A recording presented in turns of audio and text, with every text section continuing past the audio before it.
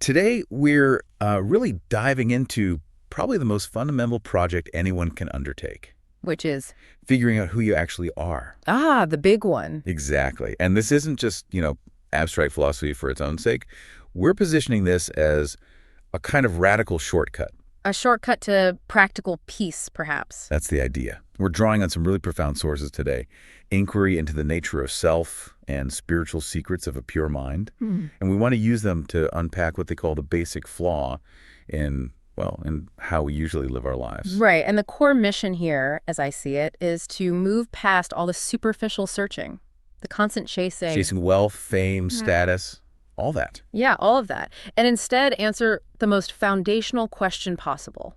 Who are you? Because the sources really insist on this, don't they? That before you can even think about success or pursuing those big goals, Wealth, fame, power, whatever it is. you must know your starting point. Yeah. You have to know who you are. It seems so obvious when you put it like that, but it's almost universally skipped. So why?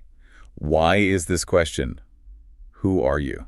The absolute non-negotiable first step. Well, think about it like this. If you don't know your current location, how can you possibly use a map? Right. How can you plot a course to where you want to go, or even figure out if that destination is worthwhile for the real you? Exactly. It's your starting coordinate. Without it, you're just, running blind. And you see this play out everywhere. People meticulously plan their careers, Oh, absolutely. Down to the 5-year plan, the 10-year plan. their investments, their relationships, all the things they want to get or become. But they seem to spend almost zero time asking, okay, but who is the me that's going to receive all this success? It's a fascinating blind spot, and the sources suggest this avoidance isn't just accidental, it's not just an oversight. What do they say? What do we skip it? People label it too philosophical, or just too hard, too navel-gazy. Impractical. Yeah, impractical. They're interested in becoming someone successful or wealthy or whatever. But not in understanding who they are right now. Precisely. Yet the core argument in these texts is that the question is actually incredibly simple. Practical, even. So the difficulty isn't the question itself. No. The difficulty lies in us, in the human mind.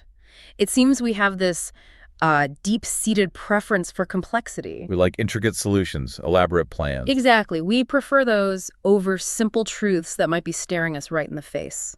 It's a kind of conditioning. So this lack of interest, this avoidance of looking in the mirror and asking, who am I? That's the root problem. That's what the sources identify as the fundamental issue. And the implication is that anything you build on that foundation of ignorance, of not knowing yourself, it's just inherently unstable. It has to be. It's built on shaky ground. Okay, so let's get into that. What actually happens when we skip step one? What are the consequences? Well, this leads us straight into what you might call the great paradox of modern life. Which is, We see people everywhere, maybe even ourselves, let's be honest, running incredibly hard. achieving amazing things, right? Building companies, making fortunes, getting famous. Phenomenal milestones, objectively speaking, but the running just never stops. And even when they get the thing they were chasing, there's often this feeling, this lingering emptiness. Exactly, that gnawing sense that something's still missing. It's the classic treadmill analogy, isn't it? You hit the goal, you get that temporary high, maybe for a week, maybe a month, And the thirst comes back. Yeah. That push to chase the next thing, the bigger thing. So if success, as we define it externally, is supposed to bring fulfillment, why doesn't it stick? Why this persistent emptiness? What do the sources say? They're really, really clear on this. The thirst that people are trying to quench, it isn't actually physical. Okay. And crucially, it's not truly connected to external things you can achieve or acquire. So it's not about getting enough money or enough fame. No. It's tied directly to what they call the fundamental fault. And that fault is, Simply the lack of clarity about who you truly are, your real identity. wow. Okay, so because we don't know who we are internally, like a blank slate, we desperately try to paint our identity onto external things, temporary things. That's it, exactly. I am my job title. I am how much money I have. I am my status in this group or my relationship. We need these external labels to feel like we exist, in a way. Yes, because the internal definition isn't there. And here's the problem. All those external identifiers, the job, the money, the status, even relationships, they are all, by nature, temporary. Nothing external lasts forever. Right, so if your sense of self, your identity, is based on these fleeting things, the satisfaction you get has to be fleeting too. It's built into the system. It's like trying to build a house on shifting sands, or as you said earlier, fill a bucket with a hole in it. Perfect analogy. The effort is constant, but the vessel can't hold it. And this constant, unquenched hunger for more? This is what the sources call existential thirst. Yes, not a physical thirst for water, but a deeper psychological or spiritual thirst. And it's the engine driving this relentless, often exhausting chase for external validation. That's right. It fuels the whole machine. We should probably pause here for a second, because really getting why external stuff fails to quench this thirst, that seems like the core intellectual hurdle we need to clear. It absolutely is. If you grasp this, the rest starts to make a lot more sense. The sources actually lay out 4 pretty compelling reasons why this external pursuit is basically doomed from the start. Okay, 4 reasons. Even if you become, say, the richest, most famous person on the planet. Even then, because the problem isn't about the amount of external success. All right, let's take them one by one. What's the first reason? It's about where the thirst comes from. Reason number 1. The thirst itself springs from not knowing your true self. It's an internal lack. So, trying to fix an internal problem with external solutions. Precisely. You're trying to fill a fundamental psychological gap, a lack of self-knowledge, with material things or external achievements. It's like trying to fix a software bug by buying a new keyboard. A category error, basically. Yeah. Exactly. The solution doesn't match the problem. Okay, that makes sense. What's the second reason? This one's about the things we chase. Reason number 2, everything external is inherently impermanent. Fame fades. Money can be lost. Youth and beauty definitely don't last. Relationships change, jobs end, status shifts.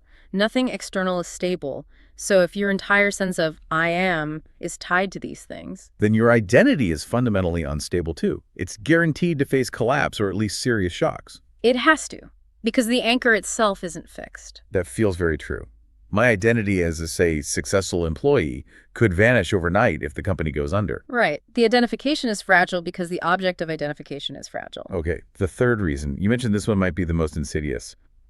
Something about the ego. Ah, yes, the ego. Reason number 3, the ego is fundamentally insatiable. Insatiable, like it can never actually be satisfied. Never truly, finally satisfied. The sources compare it directly to an addiction. An addiction. How so? Think about addiction. Does feeding the addiction ever solve the underlying craving? No, it just provides temporary relief and often makes the craving stronger long term. Exactly. Achieving something, getting the promotion, buying the fancy car doesn't solve the ego's fundamental feeling of lack. It just gives it a temporary fix, a moment of satisfaction. So the ego gets its hit of validation. For a little while, but then the baseline feeling of not enough returns, and it immediately starts demanding the next fix. A bigger house, more recognition, constant reassurance. Wow. So chasing more wealth or fame is literally just feeding an addiction cycle within the mind, seeking temporary relief from a self-generated feeling of incompleteness. That's the core of it, which leads us straight into the 4th reason, which is maybe the deepest one. Okay, what's number 4? Reason number 4, you are trying to feed something that isn't actually real. The ego isn't real, but it feels incredibly real. It feels like me. It feels real, absolutely. But the sources define it as a mental construction. It's a collection of thoughts, beliefs, memories, social conditioning. Like a character you've learned to play. A shadow, you called it earlier. Yes, a shadow built from temporary things, past experiences, comparisons, what society told you should be. It lacks inherent substance. It's not your true being. And you can't satisfy the hunger of a shadow with real things. How could you? No amount of real-world success, money, or praise can actually fill the emptiness of something that is fundamentally just a collection of thoughts and identifications. It's like trying to feed a reflection in a mirror. So all this incredible energy, millions of people striving, competing, working themselves to the bone. It's driven by this desperate psychological craving, but that craving belongs entirely to this fabricated self, the ego, not to our actual being. That's the argument. The true self, what the sources might call awareness or consciousness, doesn't actually lack anything fundamental. It just is. But we still have needs, right? Physical needs. Oh, absolutely. Physical needs remain. The body still needs food, water, shelter, basic safety. That doesn't change. So what does change when you realize this? What changes is the psychological neediness. That desperate, driving, almost neurotic need for more achievement, more recognition, more validation, just to feel okay, just to feel complete. An existential thirst. That dissolves, or at least it begins to. You start to see that the race wasn't mandatory. It was a game the ego convinced you to play. You realize you are already complete underneath the noise of the ego. And the physical needs can then be addressed calmly, without that desperate edge. Exactly. You eat because the body is hungry, not because eating makes you feel worthy. The motivation shifts entirely. Okay, so if this external race, this chasing of shadows, is the fundamental flaw, the next question is, well, how do we stop? How do we start looking inward? Right. If we can't find our true self in the bank account or the job title, where do we look? And the sources, they offer a method, right? You mentioned it's surprisingly simple, almost insultingly simple. Yes, that's a good way to put it. The core approach they recommend is what we can call the method of attention. The method of attention, okay. The argument is basically this. You already know how to find the value of anything in the world. Think about it. How do you understand the value of, say, money or a skill or even a relationship? Well, I focus on it. I give it my time, my energy, my concentration. You pay attention to it. You dedicate mental resources to understanding it, appreciating it, cultivating it. Right. If I want to succeed in business, I pour my attention into that business. Makes sense. Exactly. So the method to know your true being, your actual self, is precisely the same. Just pay attention to myself. Redirect that same quality of focused, sustained, serious attention inward. You have to deliberately set aside time and energy to observe yourself, to inquire into your own nature. Okay, but what does that practically look like? Does this mean I need to, go off to a cave in the Himalayas or learn some really complicated meditation technique? Not according to these sources, no. The practice they suggest is actually very straightforward. Which is? Find a quiet place. Sit comfortably. Minimize distractions. The key is to make your mind as neutral and calm as possible. Neutral and calm, like a scientist observing something without bias. That's a great analogy. And crucially, you need to approach this internal inquiry with the same level of seriousness and dedication you'd bring to, say, a critical business meeting or solving a major life problem. It's not casual daydreaming. Okay, I'm sitting quietly, I'm calm, I'm neutral. Mm-hmm. What questions should I be asking? The sources provide specific ones, right? Designed to dismantle those external identities we talked about. Yes, and they are deceptively simple. You ask them gently, without forcing an answer, just holding the question in awareness. All right, let's hear them. Question 1. First, am I this name? My name is, say, John. If tomorrow I legally change my name to Peter, would the fundamental consciousness, the sense of I am, actually change? No, I'd still feel like me. The label would change, how society addresses me would change, but the core feeling of being wouldn't. Exactly. The name is a functional label, not the essence. Okay, second question. Am I this job or position? Right. If I'm a doctor and I lose my medical license, do I cease to exist? Does the core sense of being vanish? The sources argue forcefully? No. The role, the function was temporary. It was something the body and mind did, not what the I is. Okay. That one hits close to home for many people, I imagine. What's the third question?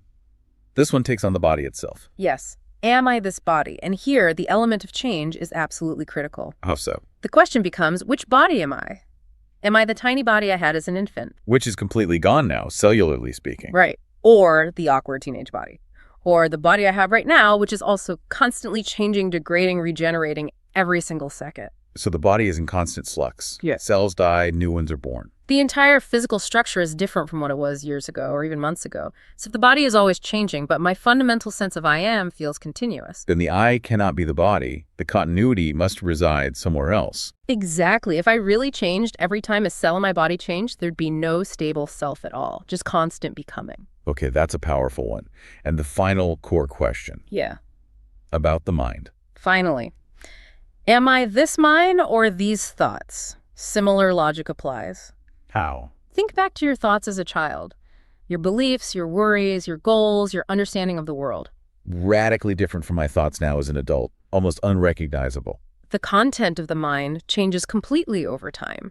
Your opinions change, your knowledge changes, your obsessions change. So if the thoughts are constantly changing, But the awareness observing those thoughts feels like the same awareness. then the I cannot be the thoughts themselves. The mind is like a temporary weather pattern, constantly shifting, while the I is the sky in which the weather happens. The mind is the factory producing thoughts, but I am not the factory or the products. I'm the owner, the witness. The witness, the awareness, the space. Yeah. Okay, these questions are simple. But you said earlier the mind prefers complication. If the method is just sitting quietly and asking these simple things, why is it so incredibly hard for most people to actually do it consistently? Why is meditation or quiet contemplation so challenging? It's a fascinating paradox, isn't it? The very simplicity is the obstacle. Oh. Because the mind, especially the egoic mind, thrives on activity, on complexity, on doing, doesn't want to be quietly observed. That feels threatening to its dominance. It wants to be in charge running the show. Exactly. So it prefers elaborate systems, techniques, rituals, things that require effort, learning, striving. This keeps the mind busy and focused externally. Even if the goal is supposedly internal, it maintains control that way. So this is where the trap of techniques comes in. Precisely. I've definitely seen this. People get deeply invested in mastering, say, a very specific, complex form of yoga or intricate breathing patterns or memorizing ancient texts. And they genuinely believe this activity is the path to truth. But the sources warn that this can easily become just another ego game. How so? It feels spiritual. It turns the search for truth into another achievement, another goal for the ego to grasp onto. I am becoming enlightened, or I am a serious practitioner of X technique. It's just another identity, like I am rich or I am successful. Exactly. The focus shifts from the simple, direct seeing of reality to mastering the method. The mind is still running the show, preferring the familiar pattern of achieving external goals, even if the goal is labeled spiritual. But hang on, isn't there a place for techniques? I mean, if a specific breathing exercise helps calm the mind enough so you can sit quietly and ask these questions, isn't that useful? A necessary preparation. That's a very fair point. Yeah. And the sources don't necessarily say never use techniques. They can absolutely be useful tools to prepare the ground, to quiet the mental noise initially. Okay. The trap isn't using the tool. The trap is mistaking the tool for the destination. It's when you identify with being the person who performs the technique perfectly or adheres to the system rigidly. So, using the breathing technique to enable quiet observation is fine.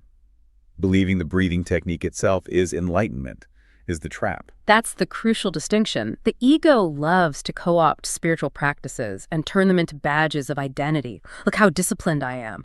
Look how advanced my practice is. The focus shifts from truth back to the ego's need for validation. The mind stays busy, stays in control, just with spiritual activities instead of worldly ones. Exactly. And this same principle applies to relying solely on external authority, too. Like gurus or scriptures. Yes. The texts argue quite strongly that no holy book, no charismatic guru, no ancient scripture, no matter how profound, can actually give you the direct, lived realization of your true nature. They can point the way, offer frameworks, arguments. Absolutely. They can be incredibly valuable pointers, providing language, context, and compelling arguments. They can convince your intellect. But intellectual conviction isn't the same as lived reality. You can read 1,000 books telling you you are infinite awareness, and you might believe it conceptually. But when push comes to shove, when you lose your job or get sick or face criticism, You immediately snap back to identifying with the limited body, the fragile ego. Yeah. Because the realization wasn't yours. It was borrowed knowledge. So the discovery has to be personal, firsthand. It has to be your own direct seeing. The external sources can inspire the quest, but you have to undertake the journey yourself. Okay, so the journey is internal, personal.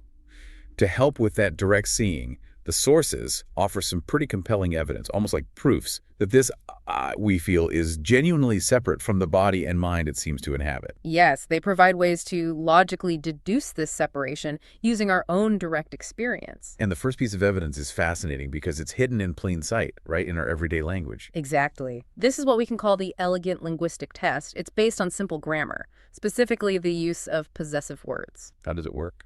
Think about how you naturally speak. You say, my body. You say, my mind. You talk about my thoughts, my feelings, my house, my car. Okay. Yeah. It's that standard. The word my inherently signifies possession, ownership. And crucially, it implies separation. Separation. How? If something is yours, you cannot be that thing. When you say my house, it clearly means you are the owner and the house is the property. You are distinct from the house. You aren't the house itself. Right. You possess it or relate to it, but you are separate from it.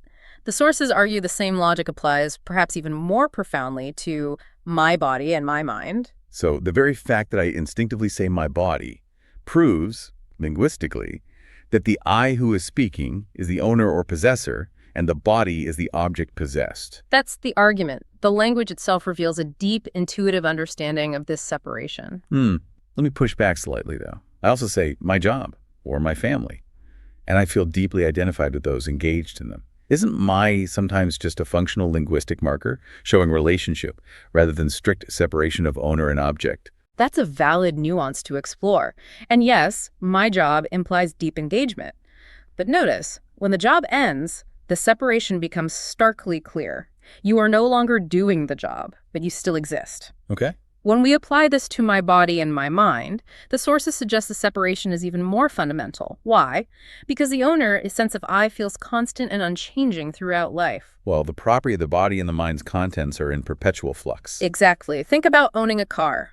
You are the owner. Your car gets old, you replace it with a new model. Does the owner change? No, I'm still the same owner, just with a different car. Precisely. The I remains constant, while the body it experiences and the thoughts it witnesses are constantly being replaced, updated, changed. The owner is distinct from the ever-changing property. So our own everyday language contains the proof. The unchanging I is the possessor. The changing body-mind is the possessed. That's the linguistic argument, yes. Okay, that's quite elegant. The sources also use another powerful line of reasoning based on aging, right? The continuity of the self over decades. Yes, this is a very direct appeal to your own lifelong experience. Consider a young child, maybe 4 years old. Okay. They look in the mirror, point, and say, that's me. They have a complete sense of self-identity associated with that reflection. Right. Now, fast forward 50 years, that same person, now 54, looks in the mirror. They see wrinkles, maybe gray hair, a body shaped by decades of life. A completely different physical form. Completely different. Yet they look at that reflection and still say, instinctively without a second thought, that's me. Despite the fact that physically, almost nothing is the same as it was at age 4. Every cell has likely been replaced many times over. Exactly. The physical reality is one of total transformation. And it's not just the body. Think about the mind. The thoughts, beliefs, worries, interests of a 4-year-old versus a 54-year-old. Worlds apart. Toys versus retirement plans. Simple fears versus complex anxieties. The entire content of the mind has been overwritten multiple times. So the body is different. The mind's content is different. What hasn't changed over those 50 years? What provides that feeling of continuity? What remains constant? It's the constant awareness, the underlying light of consciousness, the stable, unchanging sense of I am. That's the thread connecting the 4-year-old and the 54-year-old. Yes. The body changed, the thoughts changed, the world changed, but the fundamental awareness witnessing all those changes remained the same. That is the true self. Okay, this helps us arrive at a working definition of the self then. If the body and mind are the temporary, changing things that appear in our experience, And eventually disappear. what is the I that experiences them? The I, the true self, is the awareness in which the body and mind appear and disappear. Can you give an analogy? Think of yourself as the screen in a cinema.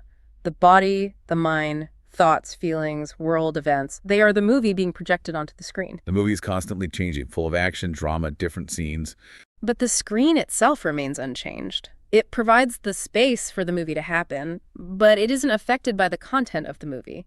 You are the unchanging background, the witness consciousness. The screen doesn't become sad when a sad scene plays. Exactly. It just allows the scene to be. Wow.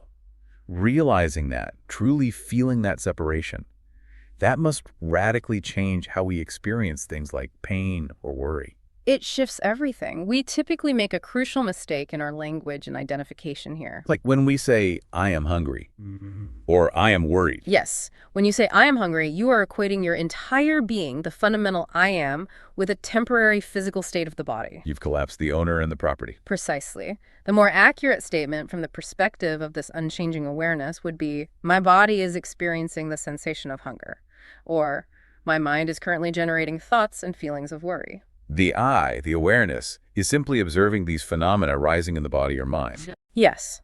The true I stands back as the observer. It's beyond the limits of physical hunger, beyond the grip of temporary anxiety, beyond the boundary of fleeting thoughts. So I can observe my feeling of worry without being the worry itself. I can notice the body's hunger without becoming identical to hunger.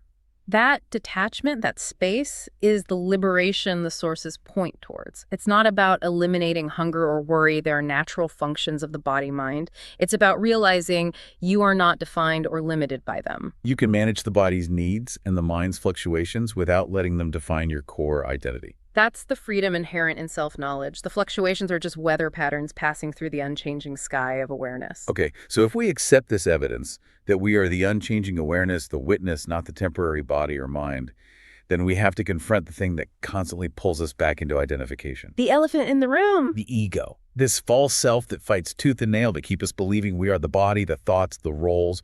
We need to really define what the sources mean by ego. Absolutely. The ego, as presented in these texts, isn't necessarily a bad thing in itself initially. It's defined as basically a collection, a complex bundle. A bundle of what? Of thoughts, ingrained beliefs, memories, expectations, social conditioning, and most importantly, solidified identifications. Identifications like I am a doctor, I am smart, I am wealthy. Exactly. All these ideas and labels get bundled together, creating a composite image, a false sense of a separate, continuous self. And this bundle feels like me. It feels intensely like me. The sources often describe it like a character in a play. Or a mask. A mask that we put on to function in the world. Yes. The mind initially creates this functional persona, the responsible parent, the ambitious professional, the helpful friend to navigate social reality.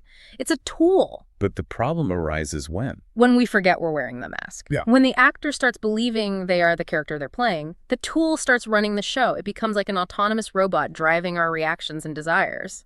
And the mechanism that gives the ego its power, its grip on us, is this process of identification. That's the key mechanism. Identification is defined as that state where the crucial gap between I, the true self, the awareness, and mine, the temporary possession, role, or quality, completely disappears. The space collapses. Yes.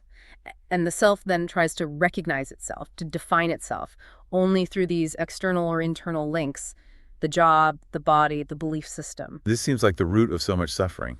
We identify with something temporary. The job, the relationship, our youth, our opinion. That temporary thing inevitably changes or disappears. As all temporary things must. And because we've identified with it, we feel like we are diminishing or being attacked or losing ourselves. Exactly. The pain isn't inherent in the loss of the job itself. It's inherent in the identification with the job as being me. Okay. The sources outline 4 main ways the ego forms, 4 primary categories of identification. Let's recap those. We touched on them with the inquiry questions, but it's good to list them clearly as ego formation mechanisms. First, identification with the body. I am tall, I'm attractive, or negatively, I am overweight, I am sick. If the ego identifies with being beautiful, then aging becomes a source of profound existential dread because the self feels like it's dying. If it identifies with being healthy, illness feels like a personal failure or attack. Okay. Second category. Possessions and status. I am rich, I own this successful company, I have a PhD. So a stock market crash doesn't just mean losing money. It feels like a part of the self has been amputated. Correct. The perceived value of the self rises and falls with the external possession or status. Third category. Roles. Roles and relationships. This is huge. I am a parent, I am a CEO, I am a victim, I am a spiritual person, I am a husband, wife. When the role ends, the kids leave home, you retire, the relationship breaks down, the ego feels utterly lost, right? Its definition has evaporated. It can trigger a major identity crisis because the structure the ego relied upon is gone. And the fourth category. This one felt the most subtle. Thoughts? Yes, identification with thoughts, beliefs, and intellect. I am smart. I have the right opinions. I am logical. Or conversely, I am stupid.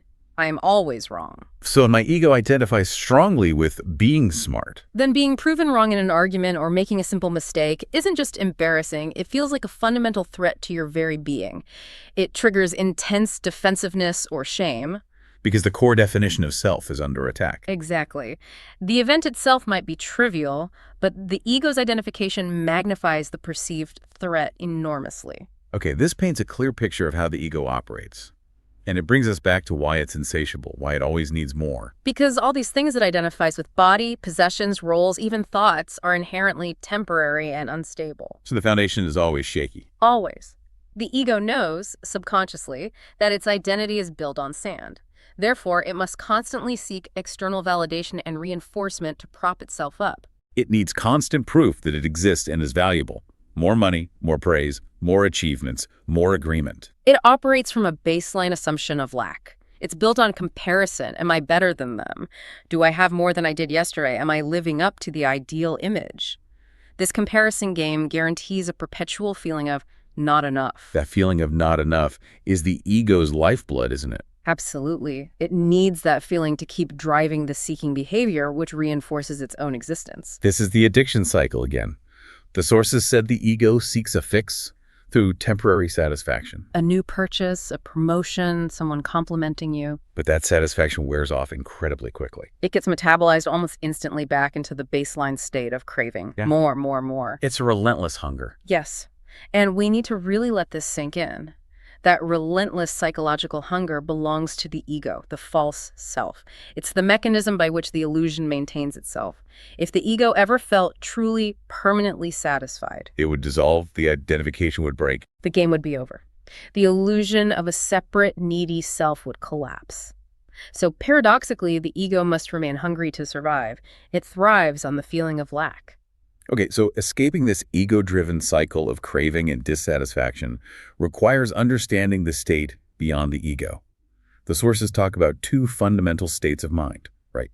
That's right. A crucial distinction is made between what they call the polluted mind and the pure mind. Let's start with the default state for most of us, most of the time. The polluted mind.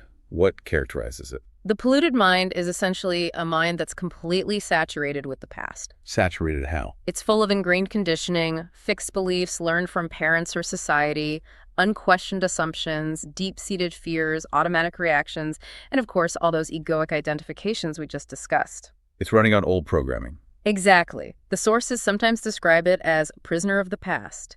It can't see the present moment clearly because everything is filtered through this thick layer of historical data, biases, and expectations.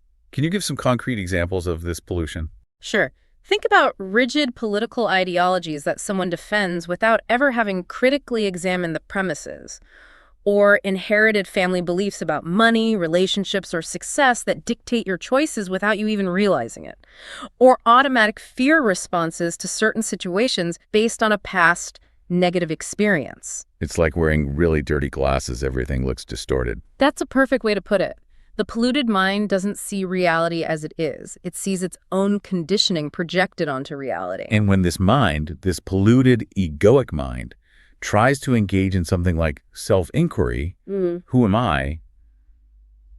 It can't really do it properly. No, because it's not genuinely open. Yeah. When the polluted mind asks a question, it usually already expects a certain answer, or it's afraid of what the answer might be. There's an agenda. It's not neutral. Not at all. And if it does happen to stumble upon an answer, maybe an intellectual concept it likes, What happens then? it immediately reacts by generating, as the sources say, a fog of thousands of new questions stemming from that answer. It complicates things instantly. Yes. It gets lost in analysis, comparison, doubt, further intellectual activity.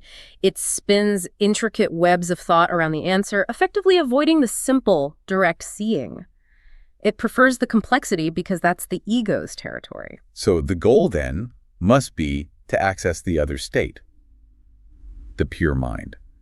What does that look like? How is it different? The pure mind is characterized by its openness, its neutrality. It's free from the weight of past conditioning, or at least able to see past it. It doesn't have an agenda when it asks a question. Exactly. It's free from expectation about the answer and free from fear of the answer. It embodies genuine, unbiased curiosity. It's simply interested in what is, in truth itself. It's not tied to defending a particular belief system or identity. Not at all. This is where that beautiful analogy of the moon comes in, which the sources use. Ah, yes, the fingers pointing to the moon. Right. You have countless spiritual paths, philosophies, teachers, scriptures. These are all just like different fingers pointing towards the same moon. Reality, truth, the self. The polluted mind gets obsessed with the fingers. It argues about which finger is the longest, the straightest, the most historically accurate finger. It debates the doctrines, the rituals, the semantics of the pointing, It focuses entirely on the path, the method, the system. and completely misses the moon. The pure mind, on the other hand, understands the fingers are just pointers. It doesn't get hung up on the specifics of the finger. It just looks where the finger is pointing. Exactly. It looks directly at the moon, at reality itself. It values the destination, truth, far more than any particular path or pointer. It's open to seeing the truth regardless of how it's presented. And achieving this state of mental purity, this openness, Mhm. this naturally leads to what the sources call the meditative state. Yes, and it's important to understand the relationship. The pure mind isn't necessarily always in a meditative state, but the meditative state can only arise from a pure mind. So the meditative state isn't about forcing the mind into a specific posture or mantra, necessarily. It's more a quality of being. It's more a quality of inquiry that becomes possible when the mind is pure. The sources define the meditative state as that specific condition where the mind can pose a sincere, genuine query about reality. Like, who am I, or what is the nature of existence? Yes, pose that question, simply place it before itself, and then let go. Let go completely, without any expectation of an answer, without any fear about what might arise, without trying to figure it out intellectually. Just holding the question in open, unbiased awareness. Exactly. It's a state of profound allowing, of receptive silence. This implies something radical.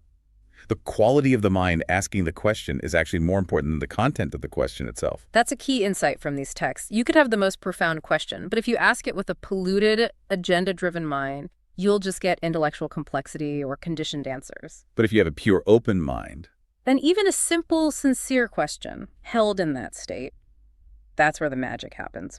The advice given is this. Once you pose a true query to the pure mind, your only job is to ensure the mind remains pure. don't let the pollution creep back in. Don't start analyzing, expecting, fearing. Don't chase the answer, don't try to force it, just maintain the state of receptive, neutral purity. Keep the inner space clean and quiet. And if you can maintain that purity, The mind, by its very nature, when unburdened by the ego and conditioning, is said to deliver the answer itself, not as a concept or an idea, but as a direct, non-verbal realization, a flash of insight, a lived understanding. and understanding that no book or teacher could ever truly transmit through words. Precisely. It arises from within your own purified consciousness. This completely reframes the purpose of all spiritual practices then, doesn't it?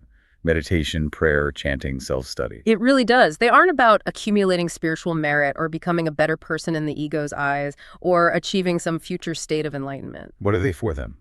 Fundamentally, they are tools for purifying the mind. That's their primary practical function. They are methods for scrubbing the lens, for clearing out the pollution of past conditioning, fear, and egoic identification. They are acts of mental hygiene. Exactly.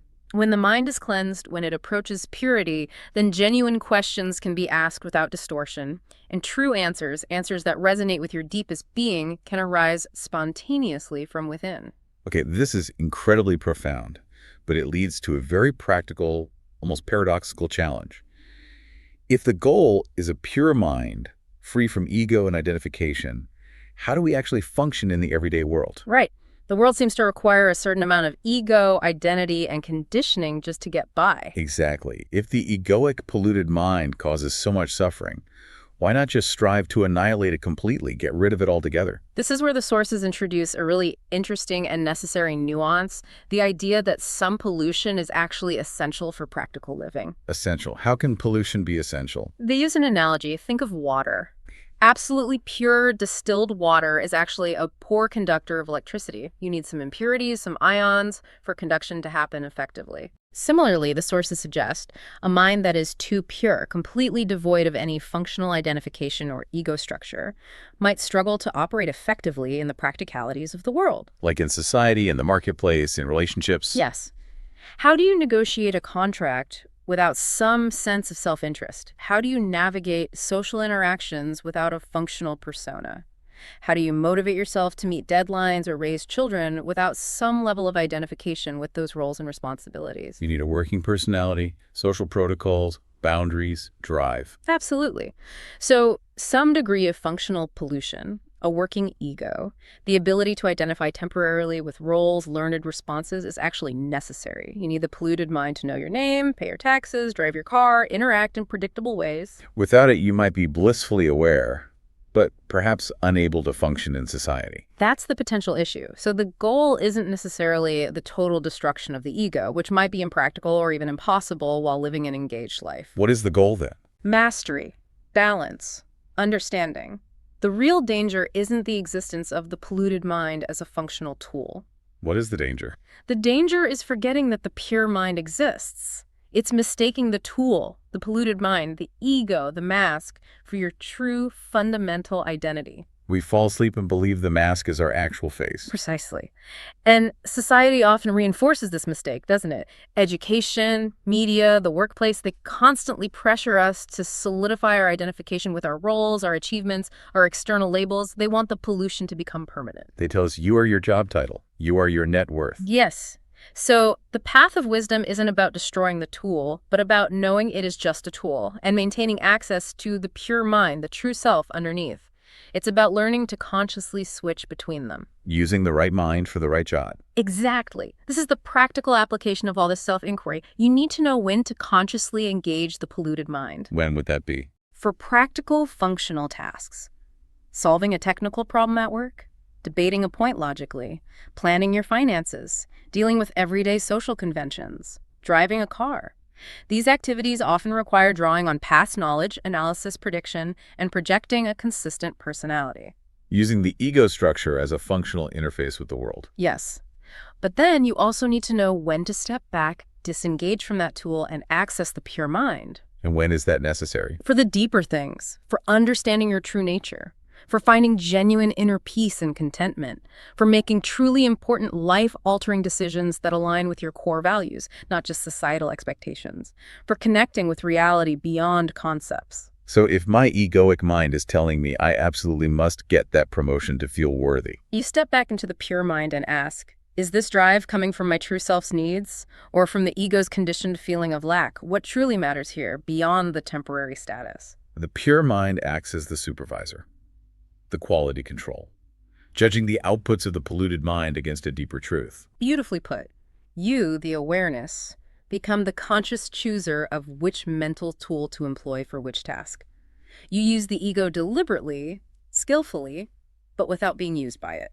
So ultimate freedom isn't the absence of ego, but the knowledge that it's not the real you. That's the essence of it.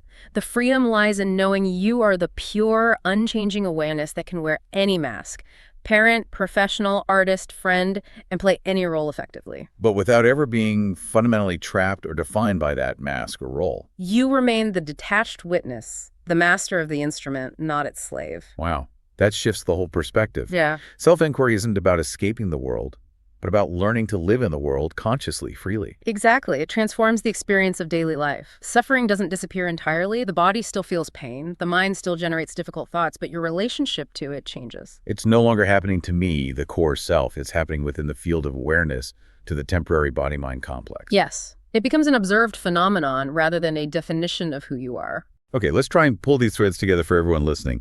This has been, well, a very deep dive indeed. It certainly has. The territory is profound. So the core takeaway, the starting point, is that this constant restlessness, this feeling of not enough, this existential thirst, it's not inherent to being human. No, the sources argue it stems directly from that fundamental fault, not knowing who you truly are, identifying with the temporary instead of the eternal. And the solution isn't found in accumulating more external things, but through the method of attention turned inward. Sitting quietly, neutrally, and using those simple, powerful inquiry questions.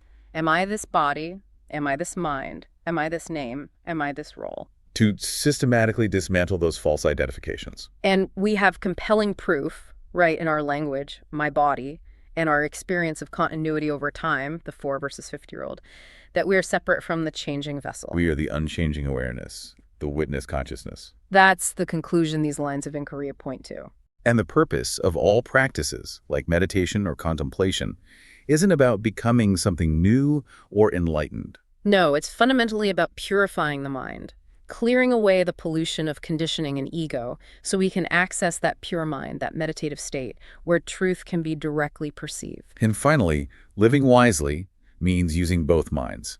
The polluted mind as a necessary tool for practical function. And the pure mind for accessing truth, peace, and making authentic choices. The key is knowing the difference and not mistaking the tool for the true self. Mastering the ego, not being mastered by it. Precisely. Knowing you are the awareness that uses the ego, not the ego itself. Okay. Now here's where the sources leave us with something really provocative. A final twist, perhaps. After all this talk of inquiry, practice, purification, understanding the ego. After all the effort we imagine is required to get there, to become awakened or enlightened. What's the final secret? The ultimate irony, the most profound secret revealed by these sources, is that you actually do not need to become anything. You don't need to become enlightened. How can that be? Because all the seeking, all the practice, all the effort, it was never about gaining something you don't have. It was only ever about removing something that obscures the view. Removing the fog, the pollution, the egoic identification. Exactly. Removing the self-imposed blinders that prevent you from seeing what is already and always has been true. So you're not moving towards freedom. You're simply realizing you're never not free. The greatest secret of all, the truth hidden in plain sight, is that you are already free. Already the pure, unchanging awareness. Yes. Limitless, complete, inherently peaceful, beyond all fear, beyond all temporary labels and identities. You have always been that. Wow. You just need to remember who you truly are.